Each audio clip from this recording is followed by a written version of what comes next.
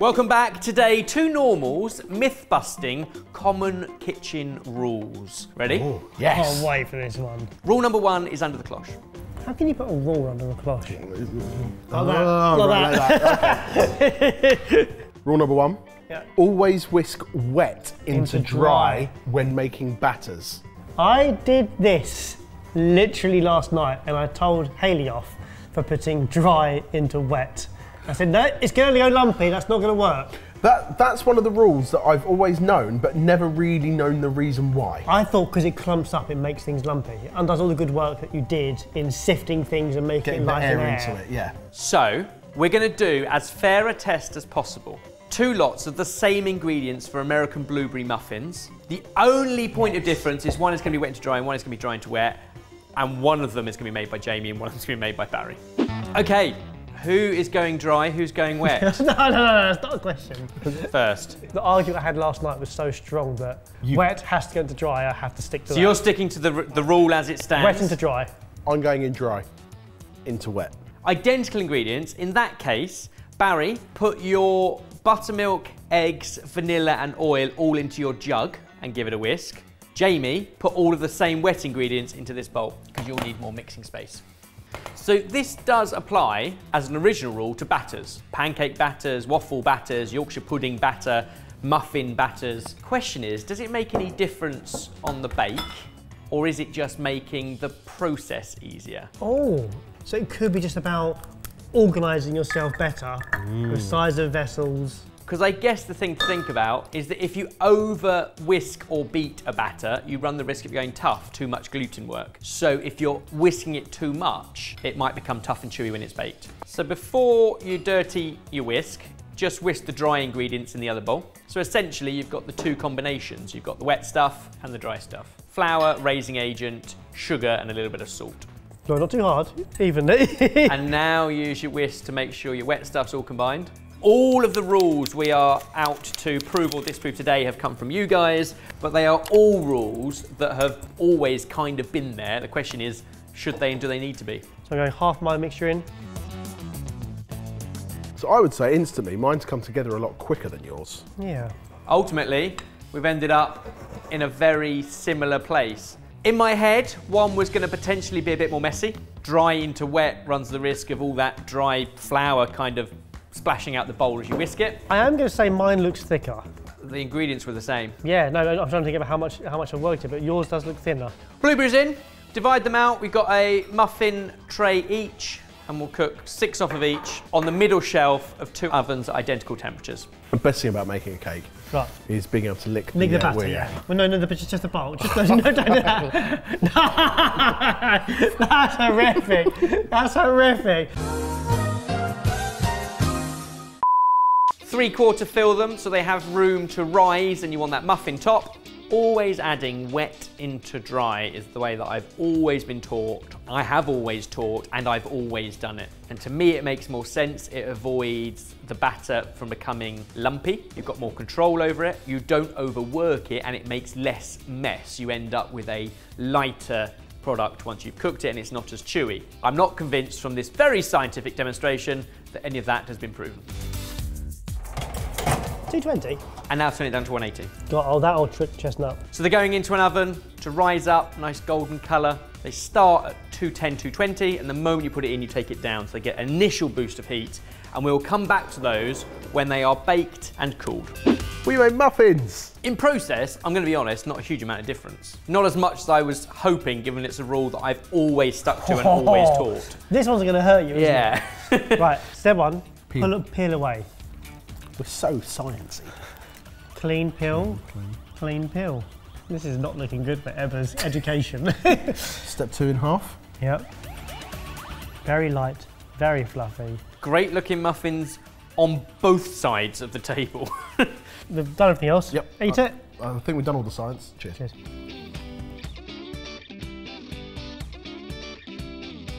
If anything,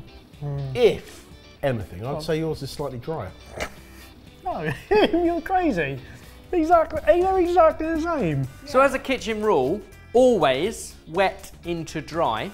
Going dry. Going wet. Doesn't make any difference. Doesn't make any difference. I guess it's down to the process that most suits your environment and what you have in front of you. Yeah. Like if you haven't got a measuring jug, then you might use a bowl, therefore it doesn't really matter. Or if you're using a stand mixer, it might be easier to pour the wet into the dry. I don't know, but it doesn't make a difference. I wouldn't think about it. Just put it in. It's certainly in this instance, it's shown absolutely no difference, which is slightly annoying. However, I wonder if it makes a difference with Yorkshire pudding batters, with pancake batters, with muffin batters. It doesn't matter. Oh, sorry, waffle batters. It's a muffin batter, it don't matter. It don't matter. I'm normally a stickler for the rules, but is this one we're sticking to, or have we busted it? I think we've busted They've it, busted it. wide open. Busted it. Rule number 2. What's the point in the cloche? Pointless. Right.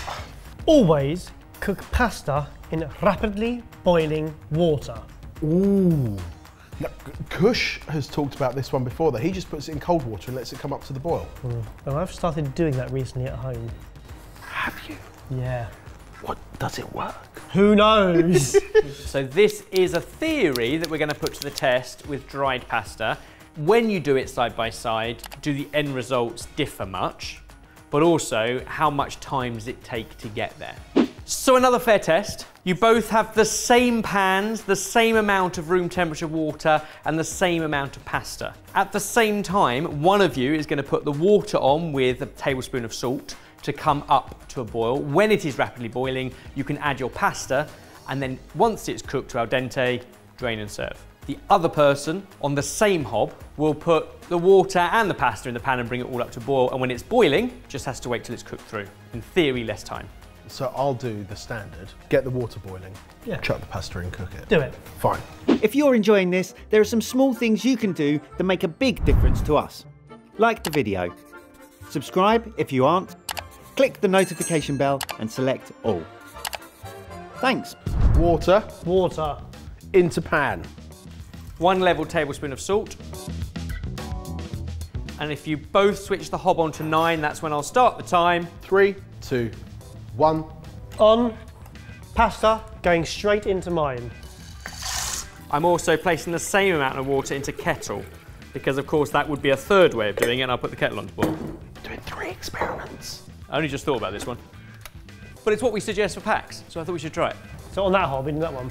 I haven't got another pan the same size, but just how quickly that comes to the boil versus that will give us the time. Riveting stuff, but this is science. His is steaming. Mine's not steaming. So the kettle has boiled at the 3-minute mark. So now you could add that into a pan and add the pasta, and you'd be ahead of your boiling point, Barry. But your dried pasta has already spent 3 minutes rehydrating. Don't get jealous. Well, I am jealous. Completely fair. Just your water, my water's better than yours. Mine's really lukewarm. I'm going to stick a spoon in because mine's now rapidly boiling and I can't see my pasta. I haven't even got pasta in. How long has it been? It's been 8 minutes. I don't think mine's far off. Finally, my water is boiling.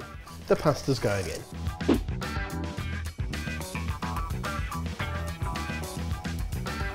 "14 minutes in from when we started. Out. Ente. Drain it at 14.5 minutes, start to finish. Now this method may well have Italians turning in their grave, and we definitely don't mean try this method with fresh pasta, but so far, Barry's method, he's served up, he's had a chance to wash up, he's sat down, he's got a bowl of pasta. Done, Evers. Stop the clock. Mind yourself. Mind your lap. Now time-wise, Jay, your method took 5 minutes longer, but that 5 minutes was the same difference between the time that the kettle stopped boiling and your water did boil. Wow. Question is there much different in the end product in terms of its bite, its texture, how much of the salty water and therefore seasoning it has throughout it? I'm here now. Can't judge it on heat because mine's cooled down because Obviously. speed. Yep. But let's see. Yeah. Cheers. So on its own, which is how most people cook, not 2 different versions side by side, works okay. Works great. Yep. Shaves 5 minutes off and you get dinner on the table a bit quicker. Traditional. It's a similar conversation to things like cooking vegetables that have grown beneath the ground or above the ground, put them into cold water and bringing them up. You get a slower cook and then eventually they boil through, whereas vegetables grown above the ground start with that rapid heat. Any difference? I'd say yours looks less starchy, looks less fluffy, and tastes less starchy. Yeah, I think yours has got more of a chew to it. Yours just feels ever so slightly closer to fresh pasta in terms of it feels cleaner. Feels like it hasn't been sitting in starchy water for as long. If I'm honest, having tried both, by the time you put a sauce on or around it, We're umming and ahhing over are there differences, are there not, which means there's no big difference. No. I'd save the 5 minutes, pop it in the cold water, straight out the tap, pan, pasta, in, go, leave it. The kettle is a great way to speed things up, but it is one less step by just chucking it in. fresh pasta, not the case, but dried pasta is as big a thing right across Italy as it is across the world. Bellissimo. And side by side, no discernible difference, 5 minutes quicker. Oh, I feel busty now. Like myth busty. I was going to say. Well, in that case, rule number 3. Oh, this sounds like a dangerous one, Evers. Who's testing this one? Oh no. Don't eat rice that's been in the fridge for 2 days. Fact. Otherwise, the consequences are... No, see, that to me, that's not the problem. It's the reheating, being in isn't the it? fridge for 2 days isn't the problem. It's the how it gets into the fridge. Like, do you How it leave it on cools the down. side to cool down? Yeah, and yeah, it's yeah. because of the surface area of rice. There's so much of it that it provides the perfect breeding ground for E. coli. So lots of the comments when we asked for kitchen rules were hygiene related, and they're quite difficult to demonstrate. However, A is rice that's been in the fridge for not 2, but 3 days, and B is rice that I cooked this afternoon. In both instances, we've turned them into egg fried rice. Lovely. Amazing. Try A first, and we'll come back in 48 hours. I have a question. How did you cool A down? In both instances, and all instances, cook the rice, lay it out to increase its surface area so it cools down quickly, and that tray was then into the fridge as soon as it was cold enough to go in. So not in when it's still steaming, because then all that steam gets trapped in the fridge, but as soon as it is stopped sort of being hot, into the fridge to cool down, and then when it's cold, covered. How vital is the tray bit? Because I never do that bit. Mine's always just in a bowl. Or Tupperware? Yeah. And the problem there is all the stuff in the middle stays pretty warm for a pretty long time. Same as if you put it into a container and put a lid on it, you're trapping in that heat. And the same applies if you put it straight into the fridge when it is still steaming hot. The whole fridge becomes hot, and therefore you suffer that way. Now, if you do any of those things, that doesn't mean it's going to guarantee to make it bad. It just increases the chance of you creating an environment that the bacteria really like. And we're talking Bacillus cereus, and it is pretty serious. Bacillus cereus. Try A. The last rule you must remember is make sure that when you're reheating the rice, if you are, you can also eat rice in many cold dishes, that you completely reheat it so it is piping hot all the way through. Especially with a stir-fried rice, start with sesame oil, some ginger, some stir-fried veggies, then in with the rice. It's only when that rice is really, really, really hot through do you consider the seasoning and the egg part. Fresh rice. Now, there's an argument to say, and I'm sure all the comments will agree, stir-fried rice is best with day-old rice. Just please, please, please, please, please make sure you cool it down and store it safely. The problems come when that rice sits at room temperature or in the danger zone for too long. I think there's a texture difference between these two rices. I can see the long grains on both, but I can feel them more on my tongue with the fresh one. Yeah, it's valid. I don't know what it means, but... as in, like, these rice grains collapse easier. It's a difficult one to judge because the onset of food poisoning takes a while. We'll check in with the boys in 48 hours. This is not a thing. It won't be a thing. It'll be absolutely fine because both are piping hot throughout and both have been stored correctly. It's one of those things, though, I've genuinely been told this hundreds of times, it feels like. But yet, in the moment, as I'm about to cool the rice down, I go, oh, which one was it? I forget every time. Yeah. Hopefully this time it was sinking. But actually, there's so many dishes, and actually particularly in Chinese, Japanese, Korean dishes, that are using leftover rice. I think people who are familiar with that style of cuisine will know exactly what to do with their rice because it's something that they do really regularly. For me, I don't do it that regularly, so I do have that thought process every time going, oh no, wait, which way round is it? Is it the same with takeaway pizza? Because I've eaten pizza that's been sitting out for like... Put that in the toaster. Yeah, exactly. That'll save it. That was A bit of a rubbish test, if I'm honest, but Yeah. really interesting to go through. Thank you. I think it's really important information. And also very delicious information. Yep, difficult one to demo, but very, very important. Do you want number 4? Yes. Try it. Let's bust it again. White wine with fish, red wine with meat. Yes, but also no. Because we've been to posh places and they screw it up. They mess it around. Yeah. As a rule of thumb, white fish, white wine, red meat, red wine. Yeah. But there's lots of examples that break the rules because there is such a spectrum of white wines. There are more full-bodied wines that suit themselves to meat, and there's also lighter reds that suit themselves to fish. Rosés. And then you've got rosés in the middle, which sorry. just suit everyone. And orange wines. Yeah, yeah. This comment focused in on red wine with fish, so that's what we're going to try and look at. Interesting. So the logic is you don't want one to overpower the other. If you've got big, beefy red meats, white wines might get lost. Vice versa, if you've got really delicate poached white fish, red wine's going to be too much. What if both dishes kind of flip? If the red wine isn't as heavy and the fish dish is slightly more robust, so it's got other flavours like tomato, it's potentially an oily fish like this salmon dish, then it kind of works, I hope.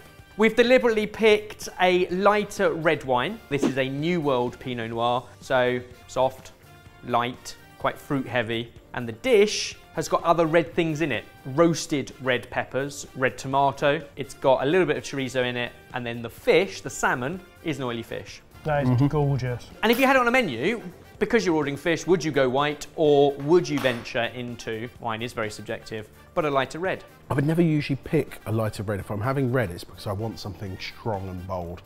I'd probably go for a rosé. I would, because again, it's just like you've got the meatiest of fish, and you have meaty flavours in that as well, and it's red. So it would pull the meat away from white already, and I'd be confused. But I have this. Lovely drop of Flipping wine. heck. There's a lovely drop of wine. If Here I- we go. If I had this glass of wine on its own, I'd go, that is lovely. But I sit and go, it's a lot lighter, a lot fresher. But as soon as it's with that, it's just really smart. It's almost like a full-bodied white. It's got like, it's that. Whoa. So undoing the myth, our suggestion would be anything that is a bit more robust and got some of those tangy red flavours, or that's had a little bit of smoke or grill or char, or roast, so roasted fish, but also roasted vegetables, suit themselves to lighter reds. I would also say, forget the rules. It doesn't matter. If you like red wine and you're going to have white fish or chicken or something like that, stuff it. Yep. That's up to you. That's one of those rules that's completely down to personal preference for me. And sometimes, in order to break the rule of thumb, you need to think outside of the box, so we've got one more option for you. Yes! More wine. Okay, we've gone fancy chickpea roasted kind of pesto-y thing with salmon. What about fish and chips? I see fish and chips. You mean like what are we going to pair with it? Probably a beer batter. So I'm thinking a beer. I'm more of a cider. It's fish and chips is like a summer, like it's a on the beach type of thing. I'll have a cider. It's either that or I do hear it goes very well with sake. Essentially, what you've done is put a lot of fried food on a plate, and if you haven't got, or sometimes you have as well, but the lemon, the tartar sauce, even something like a curry sauce, which adds that acidity, I think a sparkling cider is a great shout because you've got that acidity and that effervescence. Works really nicely with sparkling wine like champagne, which sounds like a bit of a juxtaposition to go fish and chips with champagne. It's an amazing pairing. Yeah. Or a cava or any other sparkling wine. What did you say? Or beer? Yeah, works. Beer also works, but we said we want to push the boat out. So what about What's he got? What's he got? a Lambrusco? Is that what it is? Yeah, is it? It's fucking- Let's go the one that's like £3. No, That's never not buys it. Lambrini. That's Lambrini. Right. Lambrusco is. I've never had this before. I've never had sparkling red wine before. You show me this and it looks weird. This is confusing. It is a chilled, sparkling red. Right, so but everything we just said about going for ciders and light, refreshing things would say also white wine does that quite Yeah, well. sparkling white wine. Yeah, or just a white wine. We'll do that for you. But that looks really heavy. The myth we're trying to bust here is red wine with fish. So we've gone white fish, but with the fried food. What about a sparkling Italian red? I'm so excited by that. I don't get it. If this was served to me now, at the corner of my eye, I've gone, They've bought me the wrong drink. It's a Coke. Cheers. Cheers. Oh my goodness. Myth bust. I don't know what happened there. It looks deceiving there. Yeah. You know what? That cuts through it. That's a cider black. It's a bit like In terms of what it's doing visually, because it's and cold the and it's fizzy. the amount of fruitiness in it as well, completely different taste. But it's doing the same job as a cider black. But it pairs really, really well with the richness of fish and chips. There is such an array of fish and fish dishes around the world, some that involve more spice, more fat, or white fish, or oily fish, shellfish, and there's such an array of wines that it is silly to say white wine with fish and red wine with meat. These are just two examples to buck that trend.